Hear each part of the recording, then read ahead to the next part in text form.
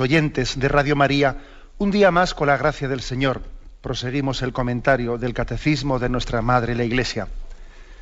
Y comentamos hoy el punto 2350. Se habla de los novios, la forma en la que los novios tienen que vivir, están llamados a vivir la virtud de la castidad. Es un apartado que ayer comenzábamos, que decíamos los diversos regímenes de la castidad. La castidad es una virtud a la que están llamados todos los bautizados, cada uno según su estado de vida.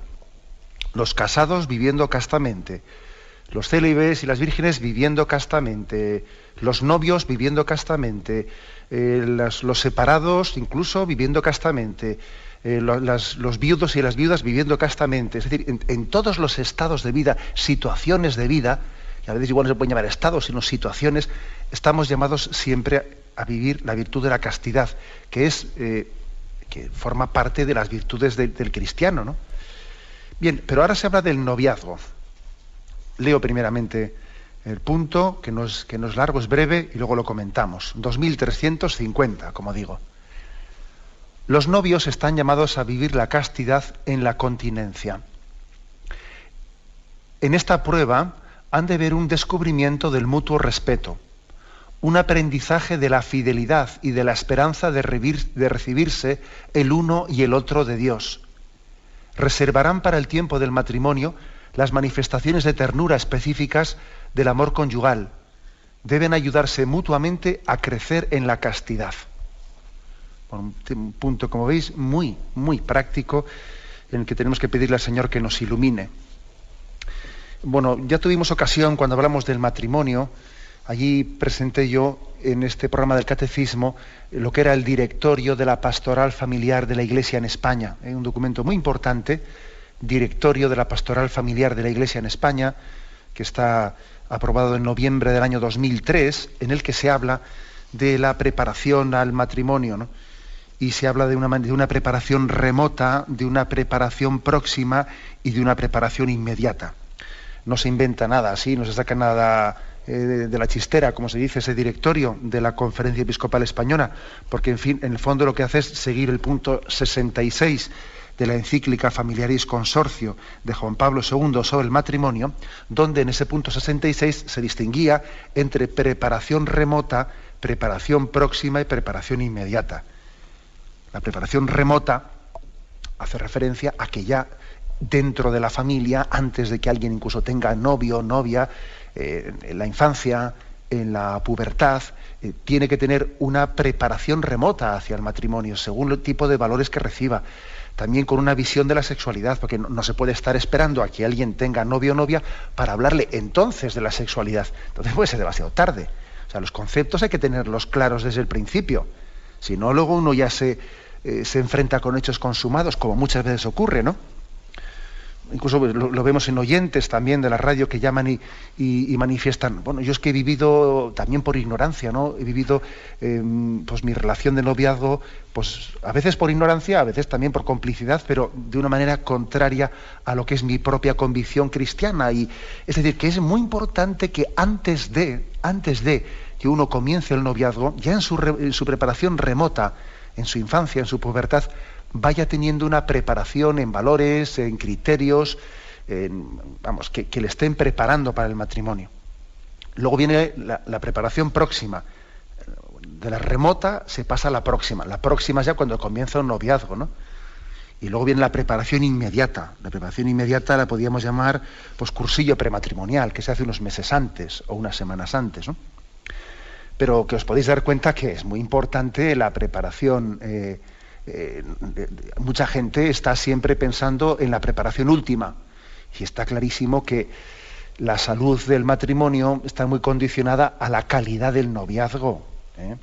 Entonces, lo que no puede ser es que las carencias de una falta de formación sobre la sexualidad en la pubertad y las carencias de un noviazgo mal vivido se pretendan suplir en un cursillo prematrimonial de última hora. No, eso no puede ser. O sea, eso es, hombre, la gracia de Dios lo puede todo y Dios siempre puede hacer milagros de última hora, pero no ese es el proceso normal. El proceso normal no sería demasiado ingenuo, ¿no?, pensar que alguien puede a última hora, ¿no?, prepararse adecuadamente para el matrimonio sin haber tenido una preparación previa en la pubertad, en la adolescencia, en la que se le haya enseñado a amar, sin una educación en el noviazgo muy difícil. La preparación remota es importante la remota, me refiero cuando uno es niño y es adolescente, ¿no? Porque la pubertad es una etapa en la que nos abre a otra forma de relación. La persona en la pubertad se descentra de sí misma, deja de ser ella el centro de su atención y comienza a fijarse en las personas de sexo opuesto que le rodean. Bueno, pues es una apertura normal, ¿no?, que tenemos todos. Y es un mundo de experiencias nuevas en el que, por lo general, pues los sentimientos suelen ser muy inestables en esa etapa de pubertad, muy inestables. Tan pronto uno se entusiasma como se decepciona fácilmente. Bueno, es verdad que solemos ridiculizar, ¿no?, quizás con demasiada ligereza, ¿no? Ridiculizamos esta fase del amor humano y la calificamos de edad tonta. Es que tiene la edad tonta.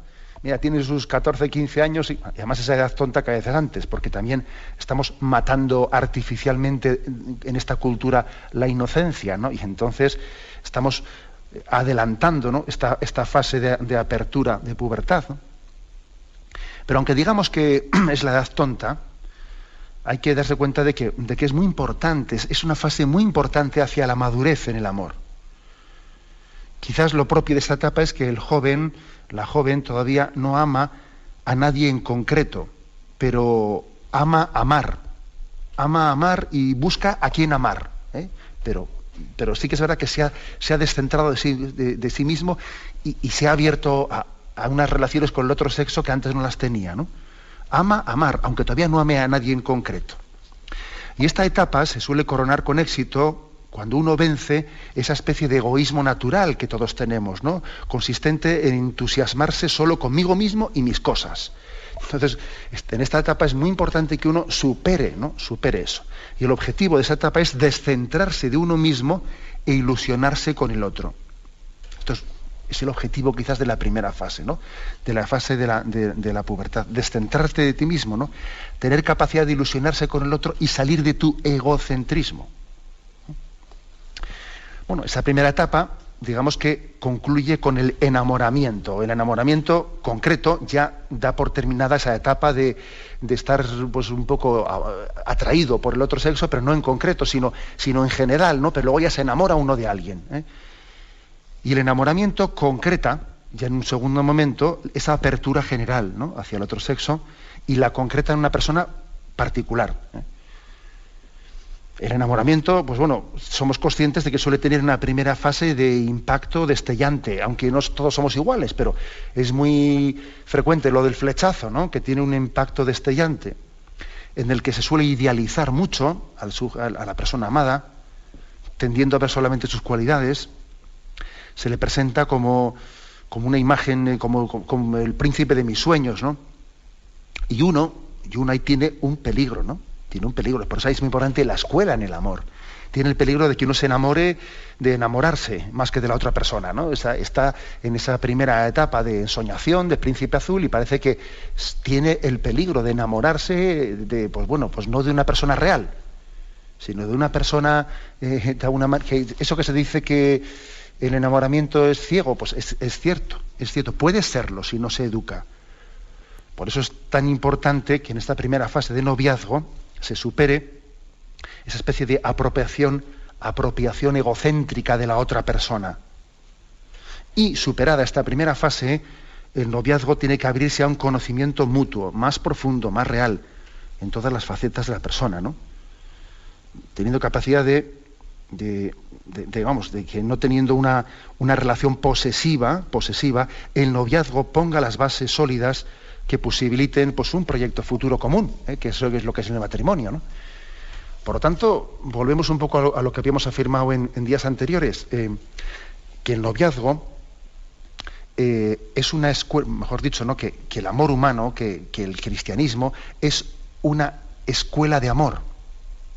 O sea, la moral cristiana y especialmente la virtud de la castidad es una escuela de amor, aprender a madurar amando y entregándose.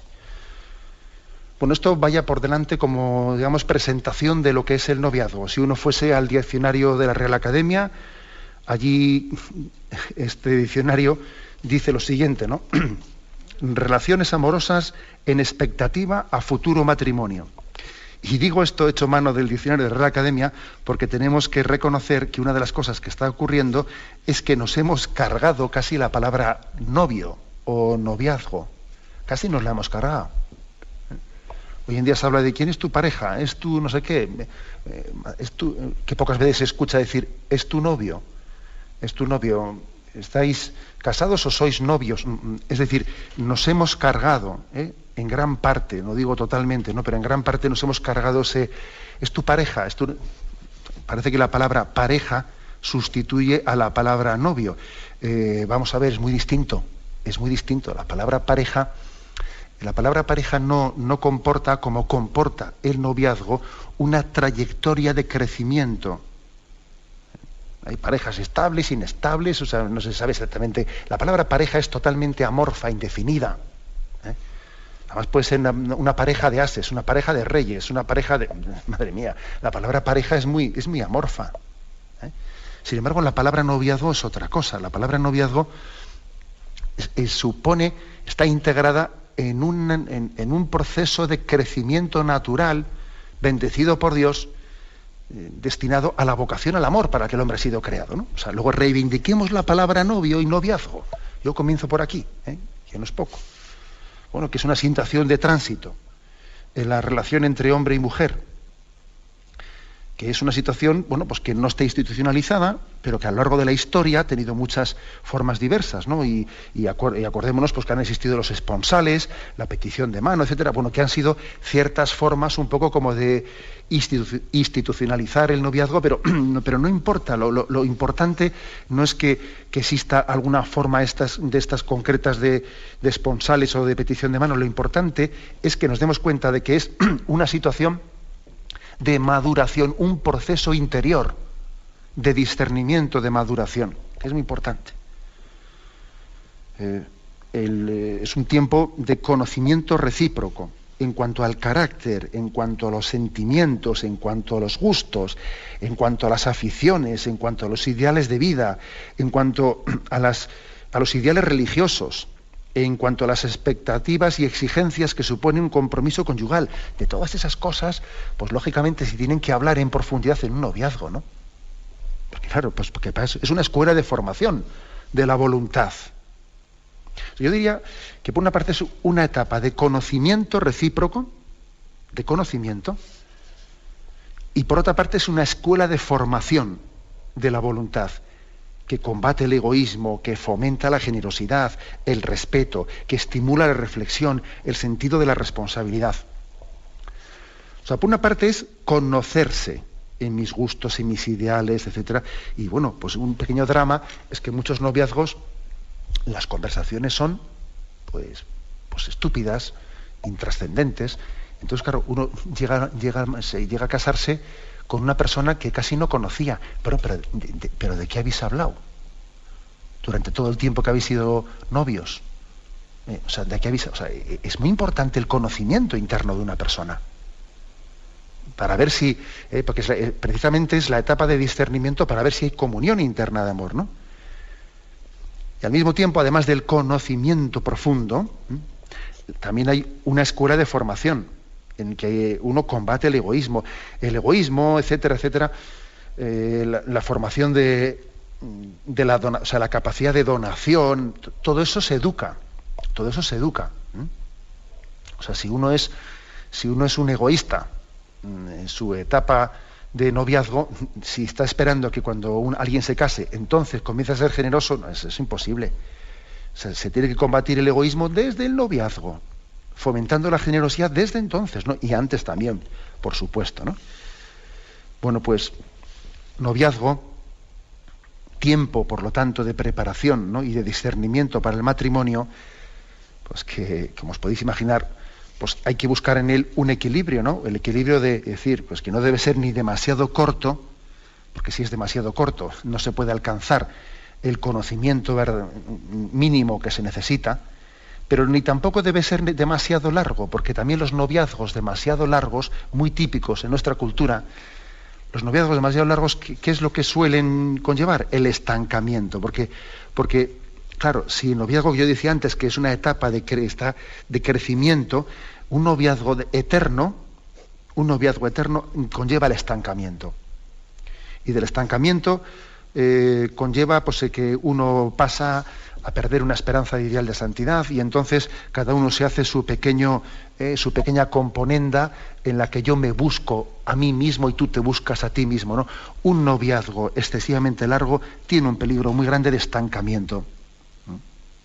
Aparte de tener, en cuanto al tema de la castidad, que ahora vamos a hablar, pues unos riesgos muy grandes de no vivir adecuadamente la castidad, ¿no? Y confundir el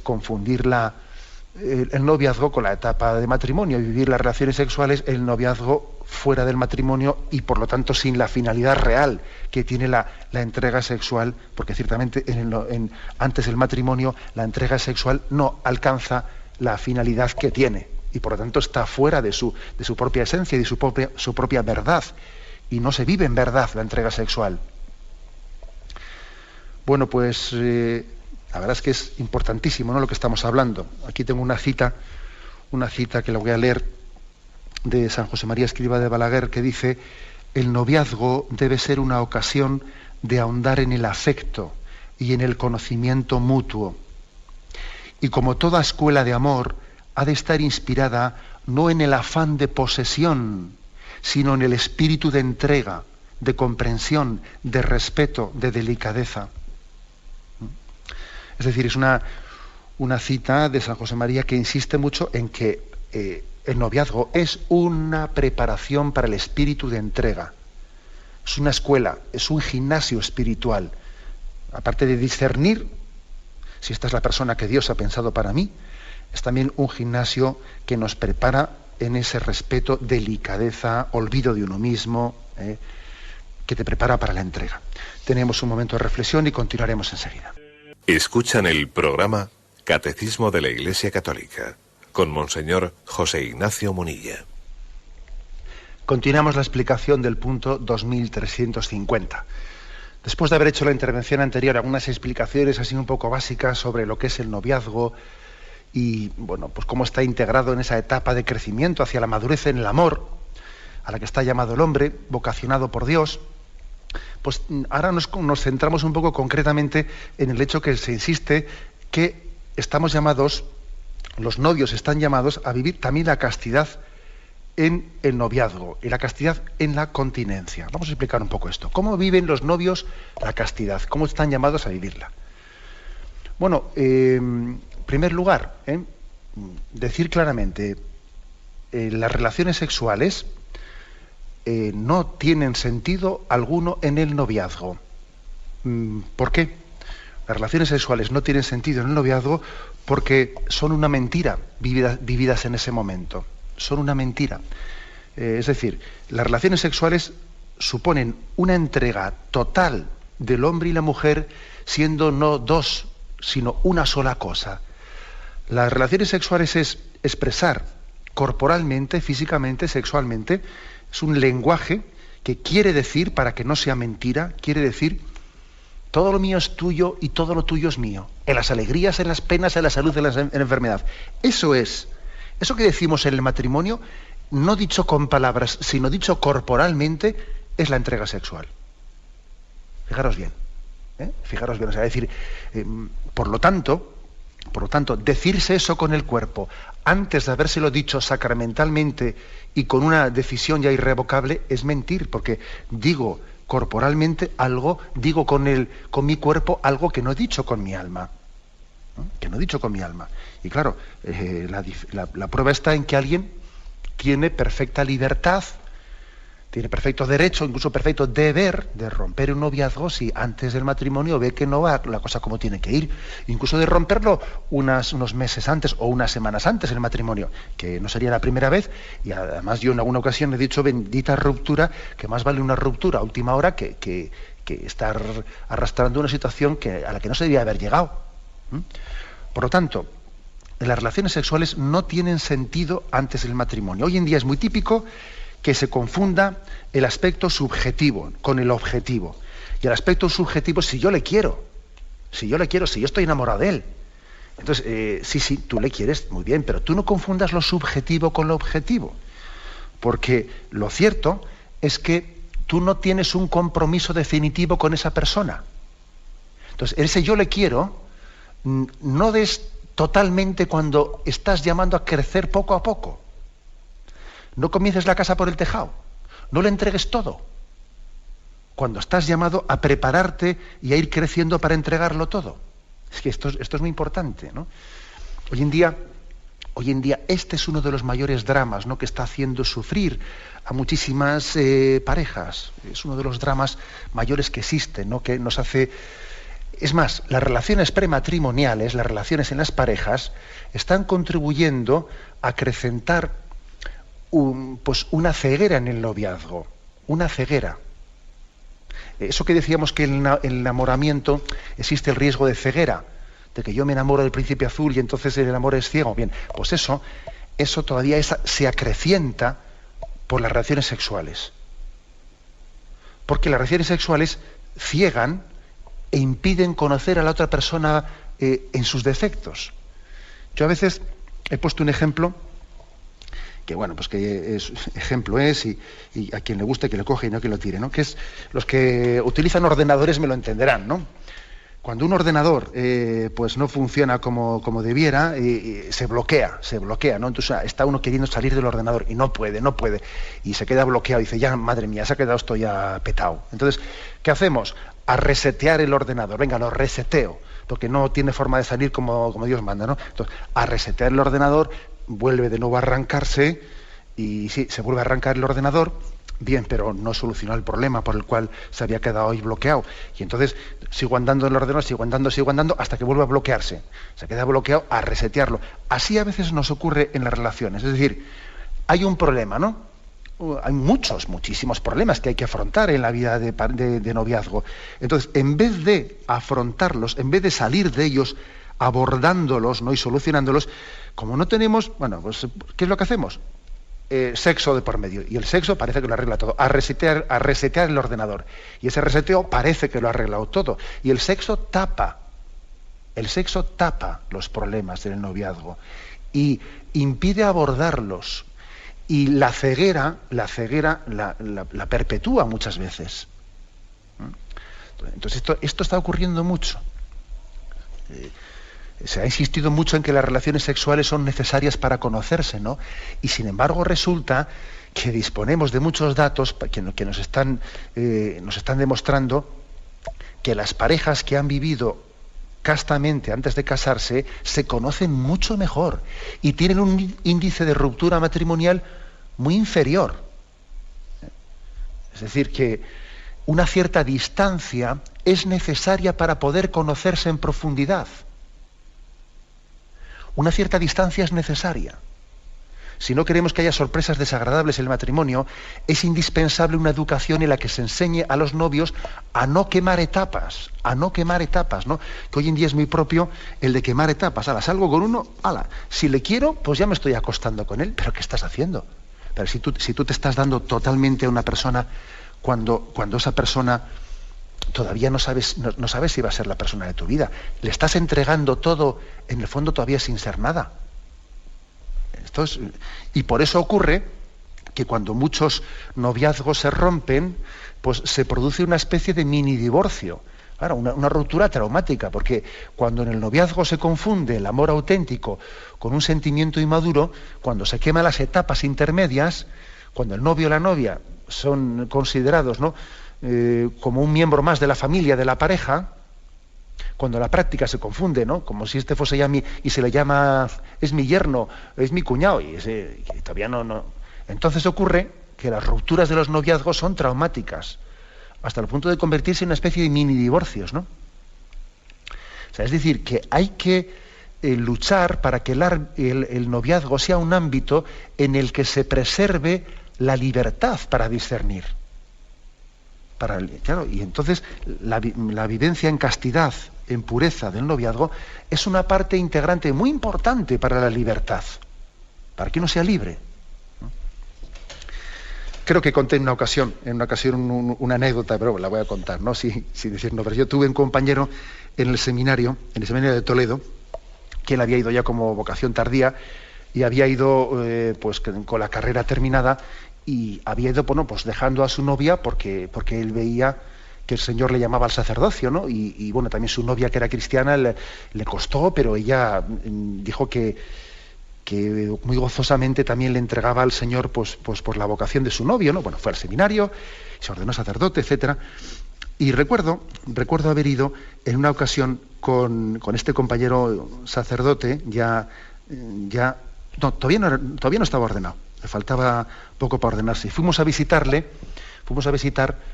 a la que había sido su novia, ¿no? Ya casada y con niños, etcétera, ¿no? Y entonces yo me acuerdo que estábamos en casa de la que había sido su novia, casada, con los niños, y entonces yo veía cómo él hablaba con el marido de la que había sido su novia, y cómo ese marido hablaba con él, pues a tumba abierta, que eran auténticos amigos entre ellos, ¿no?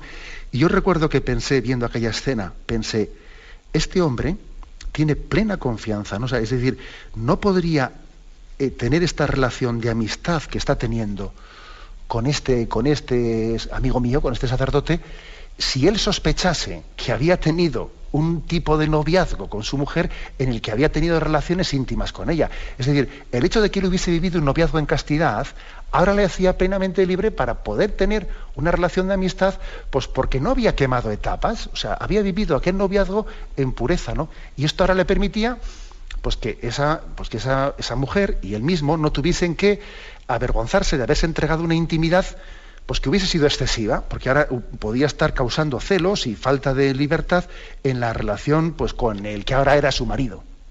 Y a mí me llamó la atención, porque recuerdo que en aquella pequeña merienda que hicimos en su casa, yo les veía y les decía, fíjate cómo el hecho de que estos en su tiempo tuviesen un noviazgo casto, ahora permite que puedan tener una relación perfectamente normal, ¿no? Normalizada.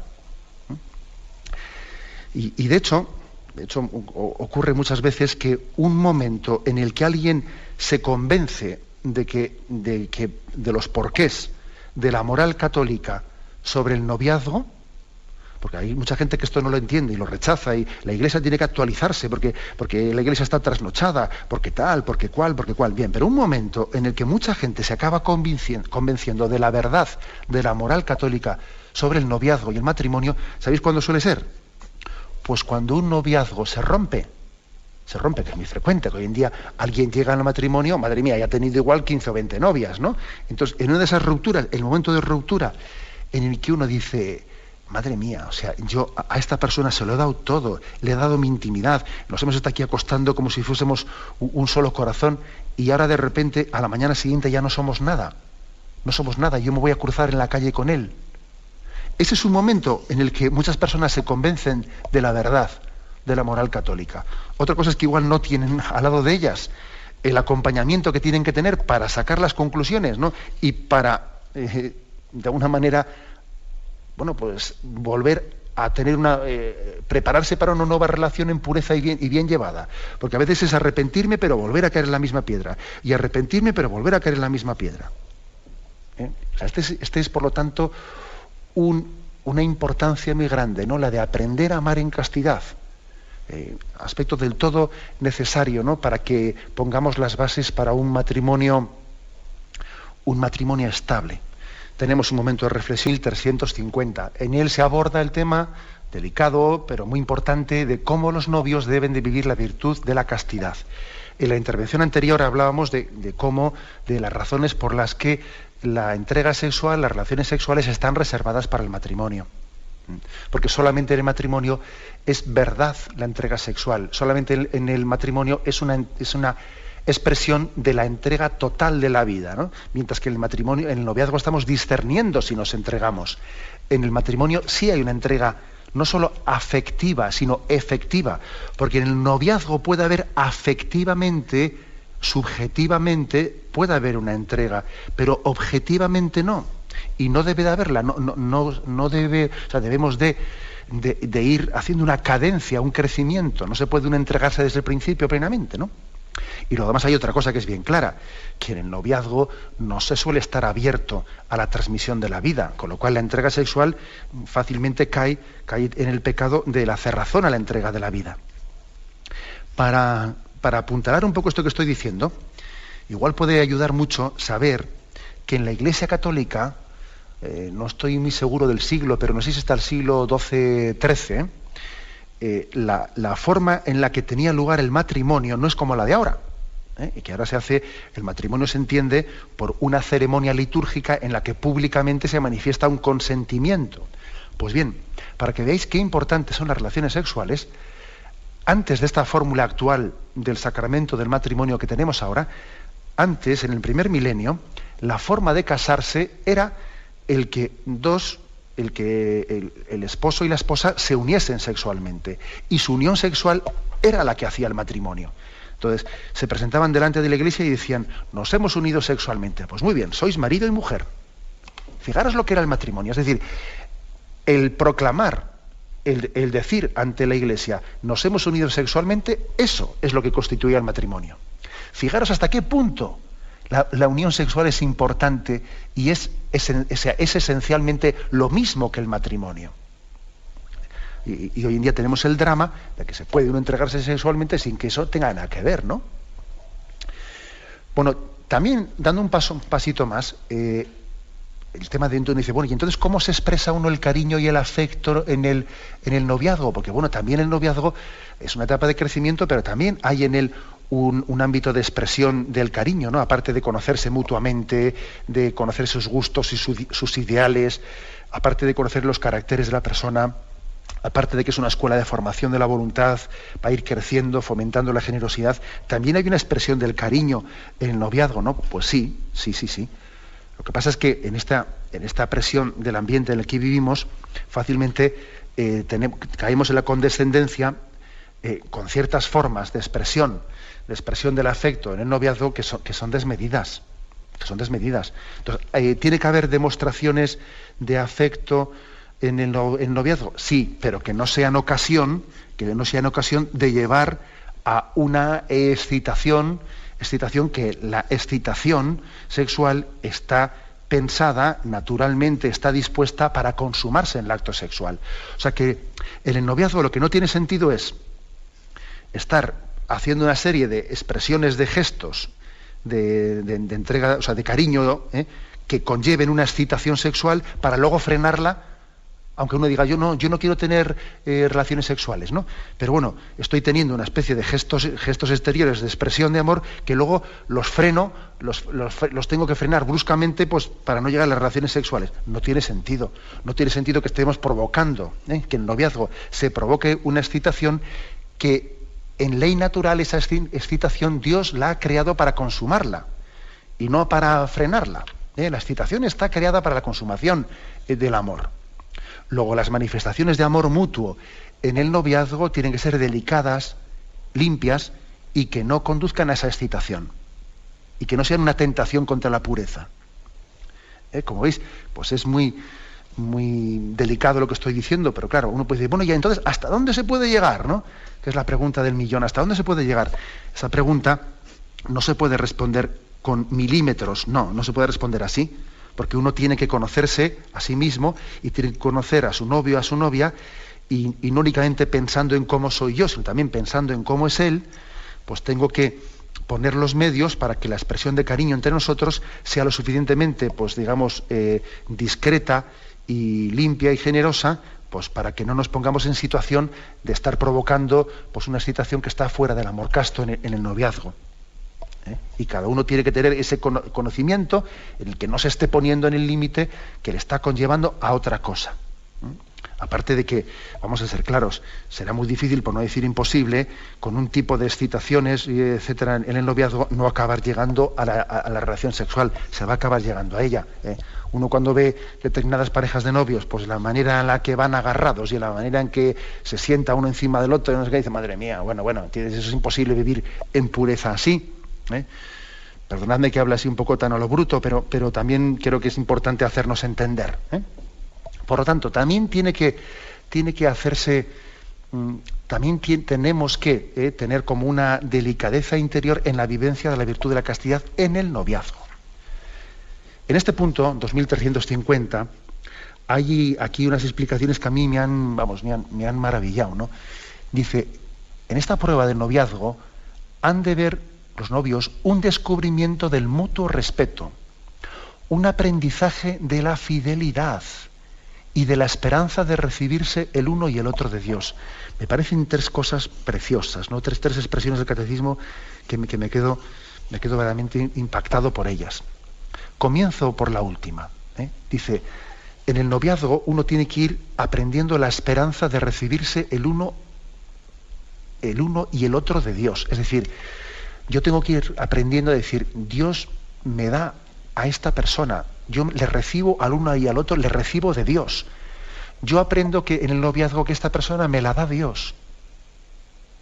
O sea, es la persona que Dios ha pensado. Estoy discerniendo si esta es la persona que Dios ha pensado para mí. Recibirle como de Dios, dice, como venido de Dios. Esto, como podéis imaginar, es muy distinto cómo uno vive la castidad partiendo de este principio, es que me gusta, es que me atrae este. Parece que bajo esa perspectiva, que el noviazgo únicamente tiene la razón de ser en que me he sentido atraído por alguien, con esa base de partida es muy difícil que nadie viva la castidad. Pero si alguien percibe esta persona como venida de Dios, como recibida de Dios, desde ese principio de vocación, Dios pensó en esta persona para mí. Bueno, pues es muy distinto, ¿no? Dice también aprendizaje de fidelidad en el noviazgo. Vivir la castidad en el noviazgo es un aprendizaje de fidelidad. Desde luego, yo no conozco, y un sacerdote pues ha tenido muchas horas de confesionario y ha tenido muchas consultas espirituales, etcétera, etcétera, ¿no? Y no digo que no haya habido algún caso, digo que yo no he conocido ningún caso de un matrimonio que haya llegado fiel y en castidad al matrimonio y luego haya sido infiel después de casarse. Habrá casos, ¿no? No digo que no, pero yo no los conozco. Y sin embargo conozco muchísimos casos en los que se ha vivido el noviazgo de manera no casta, ¿no? Y que luego después de casarse hay infidelidades. O sea, es decir, que la castidad en el noviazgo es una de las mejores pruebas de que hay una garantía muy grande de fidelidad. Claro que sí, porque se ha demostrado pues, una capacidad de superar el egoísmo, o pues, una determinación de no usar a la otra persona para mí, para mi satisfacción propia. Y cuando alguien ha sido capaz de plantear un noviazgo en esos términos, tiene una garantía muy grande, aunque nadie puede estar seguro de nada, pero tiene una garantía muy grande de poder vivir la fidelidad en el matrimonio después de casarse.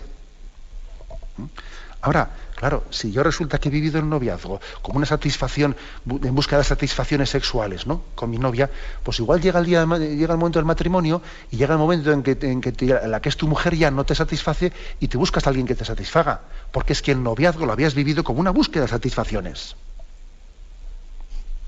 O sea, fijaros pues esto, ¿no? Y en tercero dice, también un descubrimiento del mutuo respeto. Es decir, vivir en castidad en el noviazgo es educarse en el respeto. Educarse en el respeto, es decir, yo pienso en el otro, no pienso únicamente en mí mismo, y pienso en cómo ayudarle a que él también viva en castidad, no solo pienso en mí mismo, y pienso en qué le conviene a él, no solo en lo que me conviene a mí. Es aprender a respetarse, que es lo contrario de usarse. Yo cuántas veces, por ejemplo, he escuchado de algunas chicas esta consulta espiritual, ¿no? Te dice, padre, pero es que mire, yo por mí intentaría, a mí me gustaría vivir en castidad en noviazgo, pero es que si yo le pido a mi novio vivir en castidad es que él me deja. Y yo, como os podéis imaginar, le respondo, que te deje, que te va a hacer un favor, que te deje. O sea, alguien que te pone como exigencia, ¿no? Si no verbal, por lo menos implícita, alguien que te pone como exigencia el mantener relaciones sexuales con él o vivir de determinada forma impura con él para que continúe contigo, no te quiere, o por lo menos, aunque te quiera, no tiene madurez en el amor para poder tener un proyecto contigo en fidelidad. Que te deje. O sea, es decir, ya sé que es duro lo que estoy diciendo, pero es que, claro, si alguien quiere apostar por un matrimonio con garantías de éxito, tiene que arriesgar. Y si me quedo soltera, madre mía, pero si uno está buscando la voluntad de Dios, no estoy buscando mi realización de un sueño, que mi sueño es la voluntad de Dios, no es determinada situación que no está en mi mano, o sea, que me la dé Dios. Dios es el que tiene que darla, ¿no? Y yo soy el que tengo que discernirla, claro. Por eso, fijaros, hablando de que en esta prueba de la vivencia del noviazgo en castidad, se descubre, o sea, se educa en el mutuo respeto, en el aprendizaje de la fidelidad y en la esperanza de recibirse el uno y el otro de Dios. Madre mía, qué cosa tan impresionante. Y concluye la última frase diciendo: deben ayudarse los novios mutuamente a crecer en la castidad. Ya lo he dicho antes, es decir, no pensando únicamente en cómo voy yo, sino conociendo a la otra persona y diciendo incluso, yo igual no tengo tantas tentaciones, pero él sí las tiene, y por lo tanto, si él las tiene, yo me adapto también, ¿no?, a él, para que a él le sea más fácil también vivir en castidad. Lo dejamos aquí. Hemos explicado hoy el punto 2350 sobre el noviazgo, formas de vivir la castidad en los distintos estados de vida, y hemos reservado este último punto para el noviazgo. Damos paso a las llamadas de los oyentes. Podéis llamar para formular vuestras preguntas al teléfono 917-107-700. 917-107-700.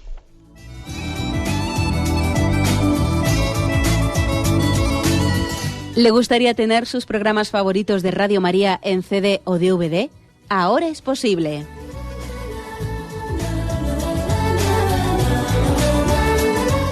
Le sugerimos que primero se informe en qué formato de audio lo puede escuchar en su equipo, DVD o CD, teniendo en cuenta que no todos los lectores de CD pueden reproducir el formato digital MP3 en el que enviamos nuestros programas.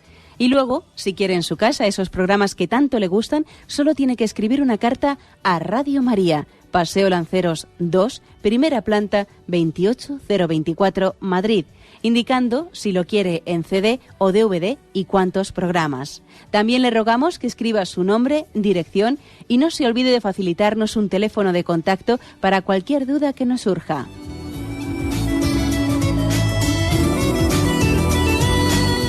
Radio María, más cerca de usted.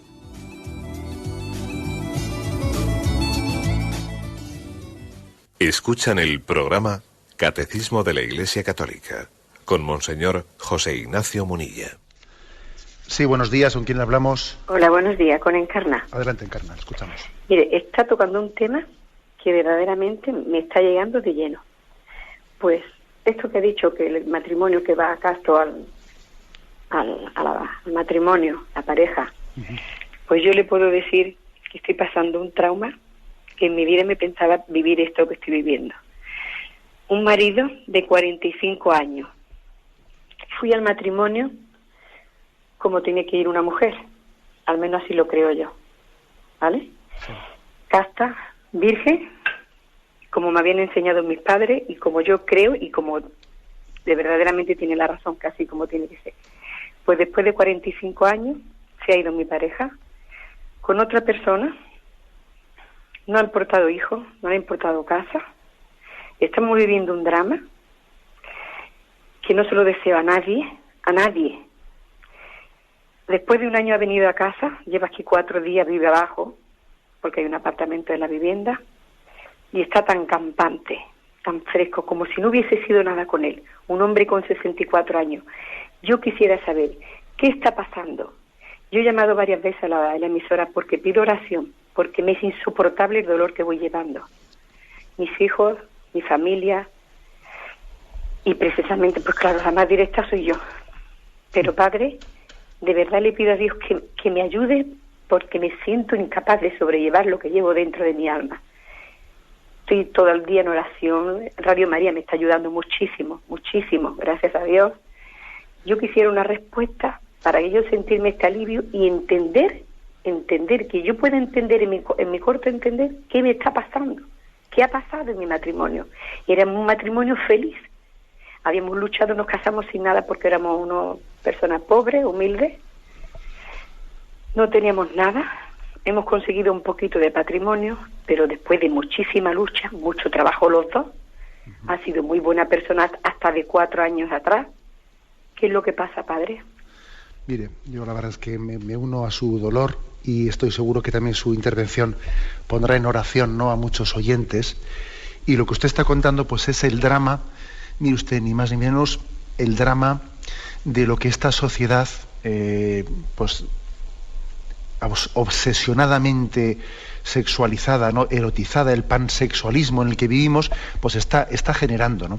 Estamos generando a través de un bombardeo por tierra, mar y aire en el que todo es sexo, incitación erótica, etcétera. Estamos generando montones de provocaciones a la infidelidad, ¿eh?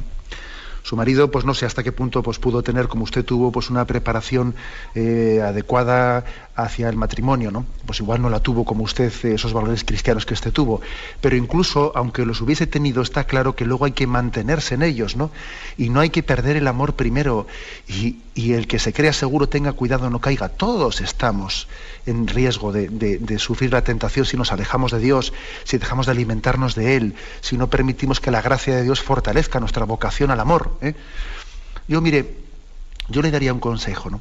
Y es el siguiente: pedirle al Señor la gracia de que el dolor que usted siente sea un dolor que sea espiritual, es decir, un dolor que le introduzca en el corazón de Cristo y que usted sufra con la ofensa que el corazón de Cristo ha sufrido.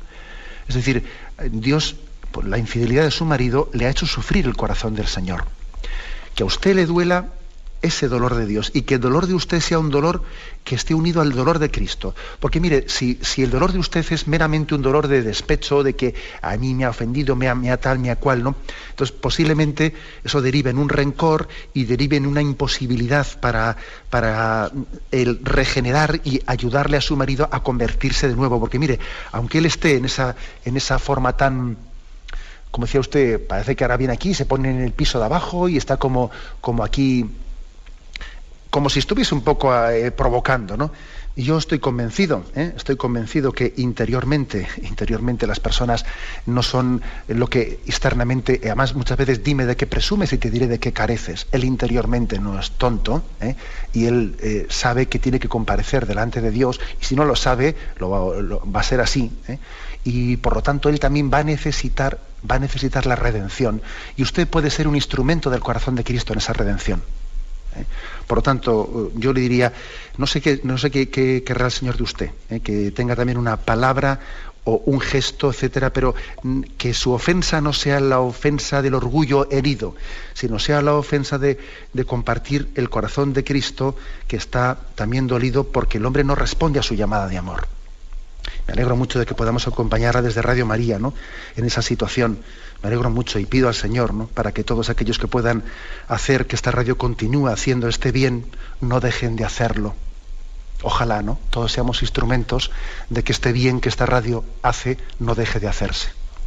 Adelante, damos paso a una siguiente llamada. Buenos días. Hola, buenos días. Soy Jaime de Castellón. Adelante, Jaime. Mira, yo llamaba simplemente para dar un pequeño testimonio, porque yo me casé, tengo 29 años, me casé hace 2 meses, y yo llego virgen al matrimonio, igual que mi mujer, porque los dos venimos de familias cristianas, y a mí se me ha educado en la fe y se me ha educado que esto era importante, y es algo que yo siempre he buscado, y pues mi mujer le pasaba igual. Entonces, pues nos conocimos hace muchos años, tuvimos una amistad y empezamos a salir hace un año y medio, y a los 7 meses pues ya vimos que era designio de Dios que nos casáramos.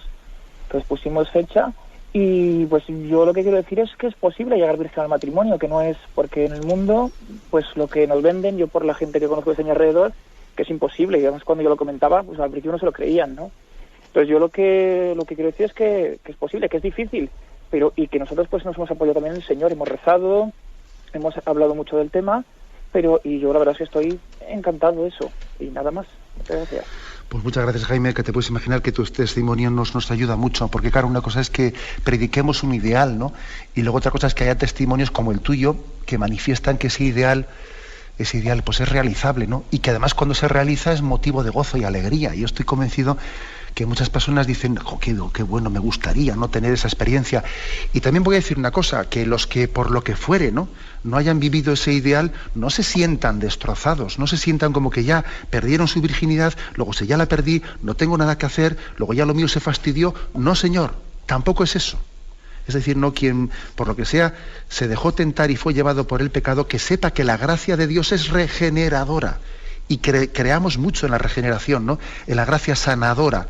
Que no caigamos en decir, ya como ya la fastidié, pues ya total, ya la he fastidiado, pues ya es igual ya, ¿no? No caigamos en eso. O sea, precioso el testimonio de Jaime, con ese ideal, ¿no? de cómo se puede realizar pues el noviazgo casto, pero también creamos en que aquellos que se hayan apartado del ideal cristiano tienen esperanza en la regeneración en Cristo y en el arrepentimiento. Adelante, damos paso a una siguiente llamada. Buenos días. Buenos días, padre. Sí, le escuchamos. Mire, soy María Teresa Medina de Valladolid. Uh-huh. Yo he perdido a mi marido hace un año. Y el otro día, en Vida Ascendente, hablando de la muerte de mi marido, que era una persona... Bueno, nosotros hemos tenido, como se puede imaginar, una vida cristiana muy dada a Dios. Nos hemos entregado mutuamente. Estoy casada desde hace 57 años y hemos vivido siempre dentro de la religión católica. Soy cooperadora de Radio María y le oigo a usted con mucho. Le conozco también del Centro de Espiritualidad y quiero hacerle una pregunta. Mi marido ha muerto y yo quiero saber dónde está su alma ahora, porque yo estoy segura que está en el cielo, pero el otro día en Vida Ascendente me dijeron que no, que estaba, no sé, ¿dónde? Vamos a ver, nosotros, nuestra fe católica habla de que el momento en que nosotros comparecemos ante Dios, el momento de la muerte, es el momento de la separación del alma y el cuerpo espera la resurrección, en la parusía final. El cuerpo es depositado en el cementerio, en el dormitorio, que eso significa cementerio, esperando la resurrección, y el alma comparece ante Dios en el juicio particular, ¿no? Y en ese juicio particular que tiene ante Dios, pues recibe pues esa recompensa, si está perfectamente purificada, de salvación en el cielo. Si necesita purificarse porque todavía no está perfectamente purificada, pues recibe ese destino de purificación en el estado que llamamos purgatorio. O si es un alma que ha muerto totalmente cerrada a la misericordia y al amor de Dios, pues recibe ese destino que llamamos infierno, de condenación, de autoexclusión, dice el catecismo, autoexclusión del amor de Dios que no quiere recibirse. Por lo tanto, el alma que comparece inmediatamente después de morir ante Dios recibe ese destino de salvación, de condenación o de purificación. Es lo que usted, lógicamente, pues como en ese proyecto de vida cristiana que ha tenido con su marido, usted confía en que su marido esté en el Señor, esté en el cielo. Y si necesitase purificación en el estado de purgatorio, pues usted reza por él de vez en cuando y ofrece alguna misa en la medida en que pudiese necesitar esa purificación, que eso no lo sabemos, no tenemos seguridad plena. Y en cualquier caso, pues esas oraciones que usted ofrece, si su marido no las necesitase, pues servirían también para el bien de otras almas del purgatorio. Me despido con la bendición de Dios Todopoderoso, Padre, Hijo y Espíritu Santo. Alabado sea Jesucristo.